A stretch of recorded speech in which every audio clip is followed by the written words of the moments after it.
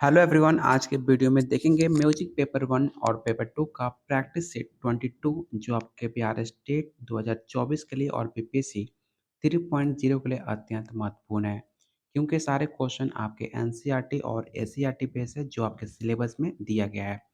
अगर आप बिहार में म्यूजिक टीचर बनना चाहते हो तो आप लोग के लिए टोटल 17 प्रैक्टिस सेट सिर्फ आपको 151 पे मिलेगा, जिसमें आपको 3500 क्वेश्चन आंसर और साथ में आसान भाषा में डिफिनेशन के साथ दिया जा रहा है, जो अभी तक बहुत सारे बच्चे ले चुके हैं और आपके एग्जाम में काफ़ी ज़्यादा हेल्पफुल होगा।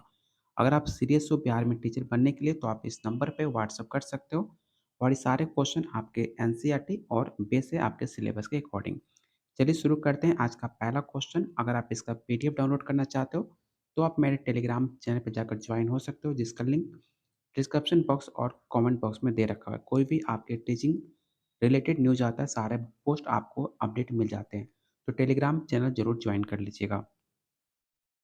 आज का पहला क्वेश्चन है, वो स्वर जो उसकी मूल स्थिति के ऊपर जाने में विकृत हो जाती है उसे क्या कहा जाता है?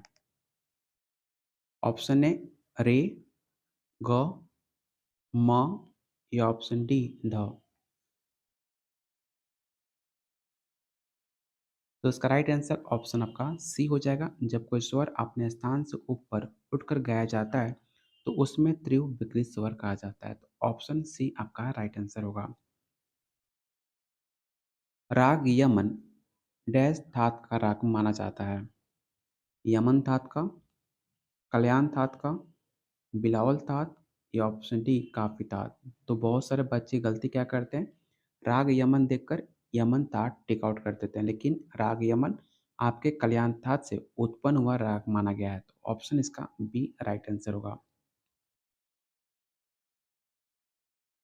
राग काफी के वादी और स्वादी कौन कौन से राग होते हैं? प और सा और प, ग और नी या ऑप्शन डी नी और ग। तो इसका राइट आंसर ऑप्शन आपका ए हो जाएगा। इस राग की रचना काफी थाट से मानी गई है, इसे भी ये याद रखिएगा। और इसकी जो जाति होती है वो आपकी संपूर्ण जाति मानी गई है और इसका गायन का जो समय होता है वो आपके मध्य रात्रि है। जो आप प्रैक्टिस सेट लोगे तो आप अच्छे से डिटेल में सारे पॉइंट को पढ़िएगा। अगर आपको बिहार स्टेट क्वालिफाई करना है तो सिर्फ रट्टा मार के भी आंसर याद करके भी आप स्टेट क्वालिफाई कर जाओगे, क्योंकि आपको same question same pattern question आपके एग्जाम में देखने को मिल जाएंगे। लेकिन अगर आप बीपीएससी और बिहार स्टेट मुश्किल से आपके पास 1 महीने से काफ़ी कम टाइम बचा है एग्ज़ाम का तैयारी करने के लिए, तो आपको स्टेट और बीपीएससी साथ में तैयारी करना होगा। इसलिए आप सारे लाइन टू लाइन पॉइंट को पढ़िए और जितने सारे इम्पोर्टेंट पॉइंट है एक अलग पेज पर सारे पॉइंट को नोट डाउन करते रहिए और आप बीपीएससी आराम से क्वालिफाई कर जाओगे। सिर्फ रट्टा मारोगे, आंसर याद करोगे, उससे कुछ नहीं होने वाला। उससे सिर्फ आप स्टेट क्वालिफाई कर सकते हो। बीपीएससी क्वालिफाई करने के लिए आपको नॉलेज होना चाहिए, आपको डिटेल में पढ़ना होगा, तभी जाकर आप बीपीएससी क्वालिफाई कर जाओगे। और आपको 3500 क्वेश्चन ऐसे क्वेश्चन दिए जा रहे हैं जो आपके एग्जाम में आने के चांसेस काफ़ी ज़्यादा है। आपको ऐसा कोई क्वेश्चन नहीं मिलेगा जो आपके एग्जाम में आए ना। इसलिए अगर आप सीरियस हो तो आप इस वीडियो के कमेंट बॉक्स में कमेंट कर सकते हैं। बाकी आपकी मर्जी, कहीं भी से तैयारी करो, लेकिन आप सीरियस होकर पढ़ाई करना क्योंकि आपके पास काफ़ी कम टाइम है। अगला क्वेश्चन, आपको एक राग दी गई है, आपको पहचान करना है कि कौन सा राग है। पहला ऑप्शन है कल्याण, बिलावल, बिहाग या ऑप्शन डी खमाज। ये राग आपका बिहाग राग है जिसकी रचना बिलावल थाट से मानी गई है और इसकी जाति आपकी ऑटो संपूर्ण होती है, इसे भी याद रखिएगा। और इसका गायन का समय रात्रि का प्रथम पैर होता है। ये सारे पॉइंट नोट डाउन कर लीजिएगा। इसका राइट आंसर ऑप्शन आपका सी होगा। अगला क्वेश्चन में आपको एक राग दिया गया है, आपको बताना है कि ये कौन सा राग है। भैरव, पूर्वी, दरबारी या ऑप्शन डी तोड़ी।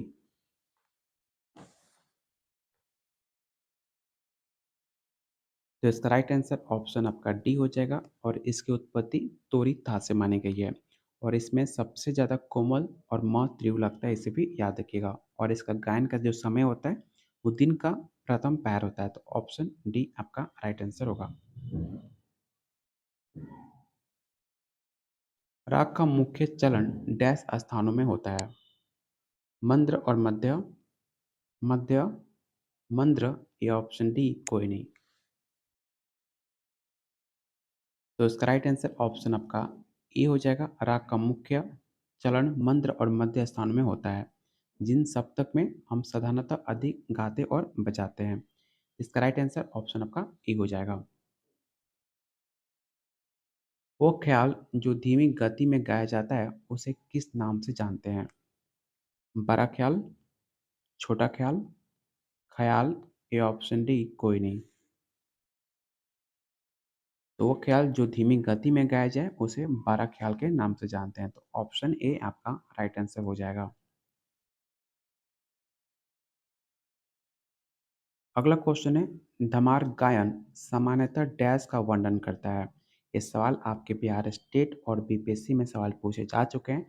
पहला ऑप्शन है भक्ति, होली, भगवान कृष्ण के नाटक या ऑप्शन डी कोई नहीं। आप जाकर बीपीएससी हो चाहे आपका स्टेट हो, दोनों का प्रीवियस ईयर क्वेश्चन उठाइए और जितना मैंने आपको क्वेश्चन करा चुका हूँ उसमें से आपको 50 से 60 क्वेश्चन आपको डिट्टो सेम पैटर्न क्वेश्चन आपके एग्जाम में मिल सकते हैं। इतना 100% आपको यकीन के साथ कोई नहीं कह सकता।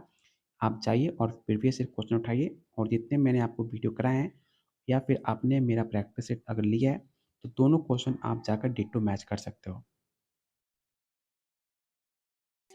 तो इसका ऑप्शन है भक्ति, होली, भगवान कृष्ण के नाटक या ऑप्शन डी कोई नहीं। तो इसका राइट आंसर ऑप्शन आपका बी हो जाएगा। धमार गायन हमेशा आपके होली के साथ बजाया जाता है, जिसमें ब्रज की होली के नाम से जाना जाता है। क्वेश्चन 58, ज्यादातर ठुमरी इन चार रागों में एक में नहीं गाई जाती है, वो राग कौन सा है? काफी, झंझोटी, बरावा या ऑप्शन डी ललित। तो इसका राइट आंसर ऑप्शन डी हो जाएगा।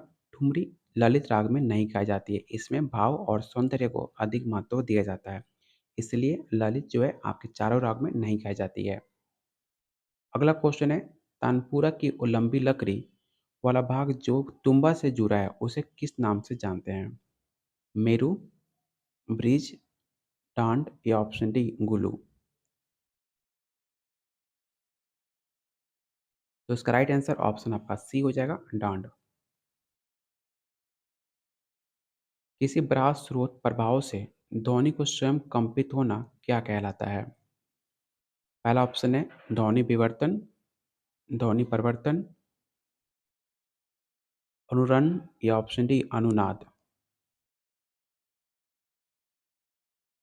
तो किसी बड़ा स्तरों और प्रभावों से ध्वनि का स्वयं कंपित होना अनुरण कहलाता है। तो ऑप्शन आपका सी राइट आंसर होगा, ना कि डी होगा। डी देखकर डी टिक आउट मत करना। इसका राइट आंसर ऑप्शन आपका सी हो जाएगा। हिंदुस्तानी में शुद्ध म कर्नाटक में किस नाम से जाना जाता है?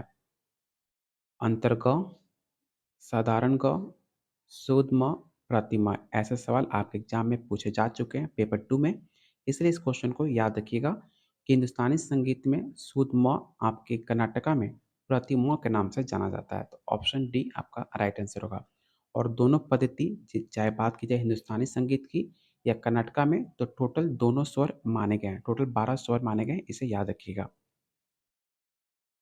और आप लोगों से रिक्वेस्ट है, जितने लोग आप वीडियो देख रहे हो, सबसे पहले वीडियो को लाइक करो और शेयर करो अपने दोस्तों में, अपने ग्रुप्स में। अगर आप चाहते हो डेली एक ऐसी प्रैक्टिस सेट, तो वीडियो को लाइक करो और शेयर कीजिए अपने दोस्तों में, अपने ग्रुप्स में।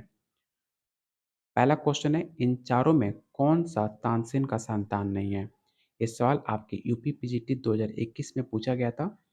पहला ऑप्शन है शरद सेन, सूरज सेन, बिलास खान या ऑप्शन डी रंगसेन।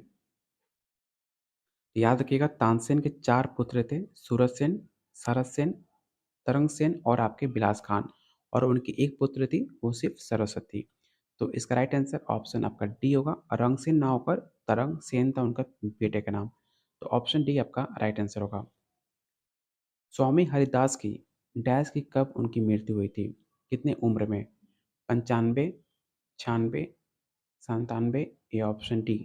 तो सबसे पहले आपको पता होना चाहिए उनका जन्म 1480 में हुआ था और उनके पिताजी का नाम असुधीर और माता का नाम गंगा देवी था। ठीक है? जब उनकी मृत्यु हुई थी वो 96 वर्ष के थे। तो ऑप्शन आपका बी राइट आंसर होगा। पंडित वी.डी. फ़ालोस्कर का देहांत कब हुआ? 21 अगस्त 1931 को, 22 अगस्त 1931, 23 अगस्त 1931 या ऑप्शन डी 24 अगस्त 1931। बात की जाए पंडित विष्णु दिगंबर की, तो मैंने कितनी बार आपको बता चुका हूँ कि उनका जन्म 1872 में बेलगांव नामक स्थान पर हुआ था, जिनका पिताजी का नाम गोपाल और माताजी का नाम गंगा देवी था। जिनकी मृत्यु की बात की जाए तो उनकी मृत्यु 21 अगस्त 1931 को हुआ था। तो ऑप्शन ए आपका राइट आंसर होगा। पंडित ओंकारनाथ ठाकुर डैश के पुत्र थे? श्री राधा कृष्ण ठाकुर के, राम मित्र ठाकुर के, गौरीशंकर ठाकुर के या ऑप्शन डी श्री भोलेनाथ ठाकुर के। तो इसका राइट आंसर ऑप्शन आपका सी हो जाएगा। ओंकारनाथ ठाकुर का जन्म भी पूछा जाता है। याद रखिएगा कि पंडित ओंकारनाथ ठाकुर का जन्म 1897 के बडौरा में हुआ था और इनके पिताजी का नाम गौरीशंकर ठाकुर और माताजी का नाम झंवरेवा था। ठीक है, तो इनका राइट आंसर ऑप्शन आपका सी हो जाएगा। ब्रिदेसी किसके द्वारा लिखा गया था? इस सवाल आपके एग्जाम में पूछे जा चुके हैं, तो इस क्वेश्चन को आप वीवीआई क्वेश्चन टेक आउट कर लीजिएगा। पहला ऑप्शन है भरत, लोचन, मातंग या ऑप्शन डी अव्वल।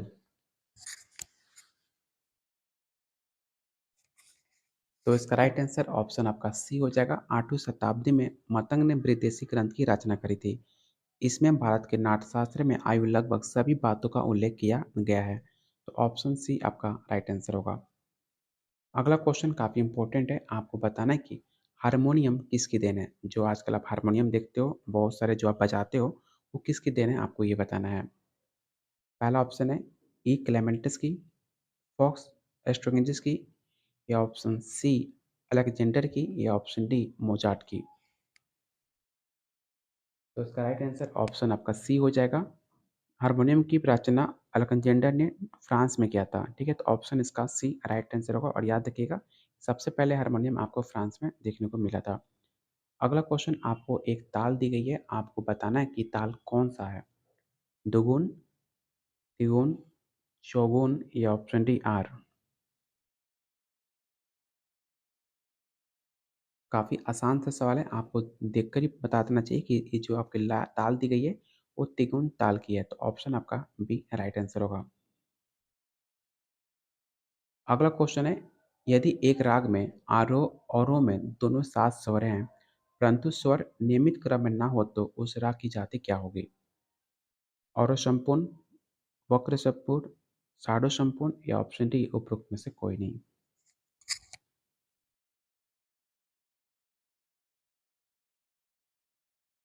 तो ऐसे गाना बजाते समय जिस स्वर का प्रयोग सीधा ना होकर टेढ़ा हो तो उसे वक्र स्वर के नाम से जानते हैं। तो ऑप्शन इसका बी राइट आंसर होगा, वक्र संपूर्ण। इन चारों में कौन अकबर के ज़माने का संगीतकार नहीं था? काफ़ी आसान सा सवाल है। पहला ऑप्शन है अमीर खुसरो, तानसेन, रामदास या ऑप्शन डी बेजुआर। तो मैंने आपको कितनी बार बता चुका हूँ कि अमीर खुसरो आपके अलाउद्दीन खिलजी के दरबार का श्रेष्ठ स्थान प्राप्त करने वाला संगीतकार हुआ करता था। तो इसका राइट आंसर ऑप्शन आपका ए हो जाए। काफ़ी आसान सा सवाल था। रामचारितमानस किसके द्वारा लिखा गया था? काफ़ी आसान सा सवाल है। आपको पता होगा कि जो आपके रामचारितमानस है वो आपके तुलसीदास द्वारा लिखा गया था। तो ऑप्शन बी आपका राइट आंसर होगा। सर्वथा भिन्न चुनिए। आपको बताना है कि इन चार ऑप्शन में कौन सा डिफरेंट है बाकियों से। पहला ऑप्शन है नोम, तोम, अलाप, रागालाप, रूपकलाप या ऑप्शन डी कुटालाप। तो कुटालाप आपके बाकियों से काफ़ी डिफरेंट है, इसलिए इसका राइट आंसर ऑप्शन आपका डी हो जाएगा। क्वेश्चन 73, यदि एक गाना एक ताल में बजाते समय सम के बाद शुरू किया जाए तो उसे किस नाम से जानते हैं? सम, विषमगिरी, अतीतगिरी या ऑप्शन डी अनागतगिरी। तो सबसे पहले आपको पता होना चाहिए जो अतीत होता है उसका मतलब होता है बीता हुआ। तो बीता हुआ गिरी जो आपके मुंह के सम निकले जाने के बाद गीत स्टार्ट होता है उसे अतीत ग्रह के नाम से जानते हैं।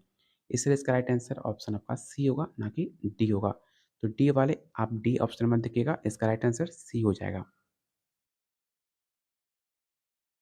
यदि एक ताल को उसकी मूल गति से डेढ़ गुना तीव्र गति से बजाया जाए तो उसे कौन सा लय कहेंगे? दुगुन लय, तिगुन लय, चौगुन लय या ऑप्शन डी आड़ लय? तो एक मात्रा में डेढ़ मात्रा, 2 मात्रा और 3 मात्रा या 4 मात्रा में 6 मात्रा करना आर लय कहलाता है। उदाहरण के लिए आप यहाँ पर देख सकते हो और इसका राइट आंसर ऑप्शन आपका डी होगा। आज के प्रैक्टिस सेट में मैंने आपको टोटल 74 तक क्वेश्चन कराए। अगर आप बिहार में टीचर बनना चाहते हो, अगर आप सीरियस हो, जैसे मैंने अभी तक आपको सब कुछ डिटेल बता चुका हूँ, आपके पास काफ़ी कम टाइम है, आपके पास मुश्किल से 20 दिन का टाइम है। अगर आप चाहते हो एग्ज़ाम बिहार स्टेट बीपीएससी का तैयारी करना, तो आपको 3500 क्वेश्चन आपको दिया जा रहा है सिर्फ 151 रुपये में, जो आपके पॉकेट मनी और आपके फालतू खर्चे दिन का से काफ़ी ज़्यादा कम है। 151 रुपये में आपका लाइफ आपका सेटल हो सकता है, बिहार में टीचर बन सकते हैं। तो लेने के लिए आप इस नंबर पे व्हाट्सएप कर सकते हैं, जिसमें आपको 3500 क्वेश्चन डेफिनेशन के साथ दिया जाएगा, जो आपके एनसीईआरटी और एससीईआरटी बेस है आपके सिलेबस के अकॉर्डिंग। तो लेने के लिए इस नंबर पे व्हाट्सएप कीजिए। तब तक वीडियो को लाइक कीजिए और शेयर कीजिए अपने दोस्तों में, अपने ग्रुप्स में।